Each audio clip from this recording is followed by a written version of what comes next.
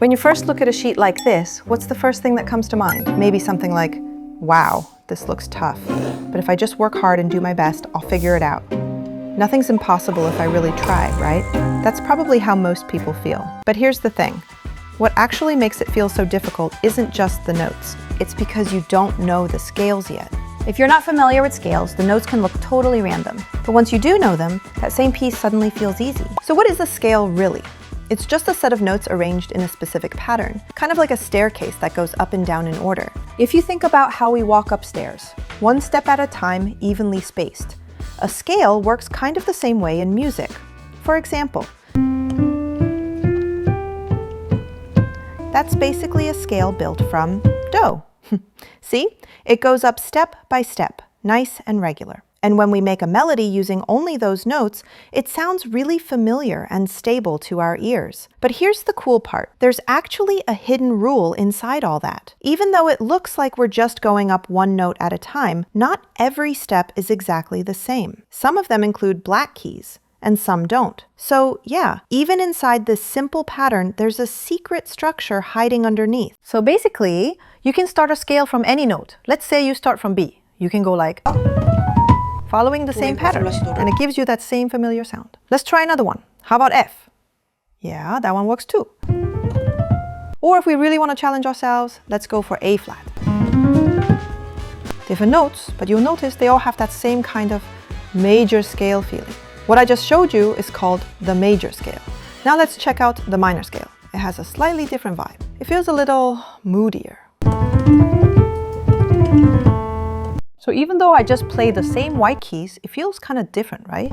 Yeah, that's because this one's called the minor scale.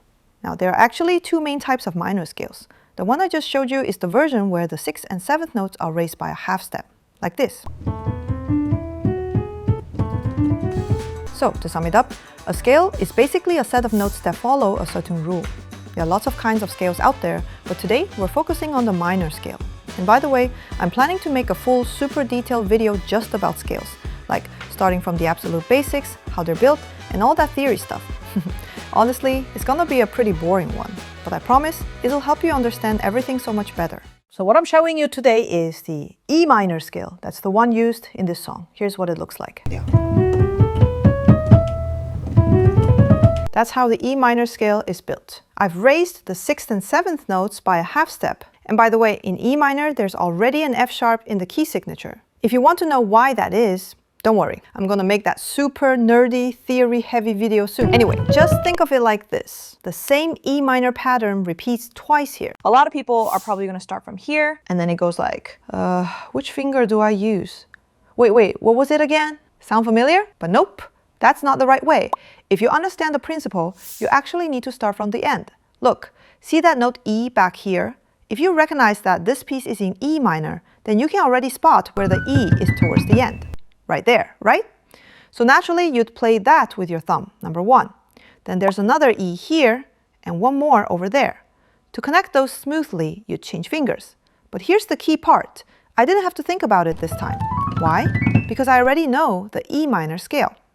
Once you know the scale, your fingers just know where to go. That's how you should practice it.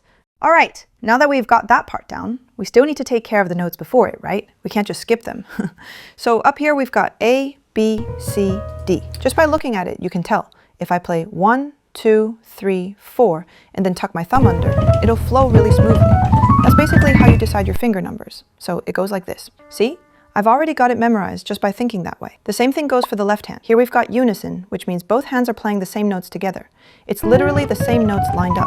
So on the left hand, you can use your 5th finger here and play it like this.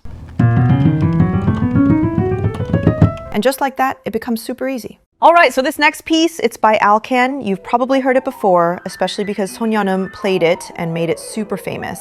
Though honestly, it was already a pretty well-known piece, just became even more famous after that.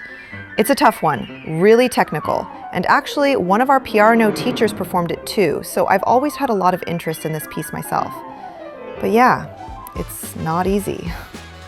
Now here's the thing, this piece is full of hidden scales. Once you recognize them, it becomes so much easier to read. If you don't know your scales, it's like decoding the sheet music every single time. Sure, studying is great, But doing that every time, that's exhausting. When you know your scales, you start to see familiar patterns. It's like recognizing roads you've walked before. Your fingers just know where to go. So whether you're playing classical or jazz, scale practice is really the shortcut to reading faster and playing more freely. That's why in my lessons, I always make students warm up with all 12 keys of scales. It's that important. Even in music schools or exams, scales and arpeggios are always part of the test. So here's my advice. Don't just see the scales on the page. Train your hands to remember them. If you want to learn how to read sheet music faster and more accurately, check out the next video.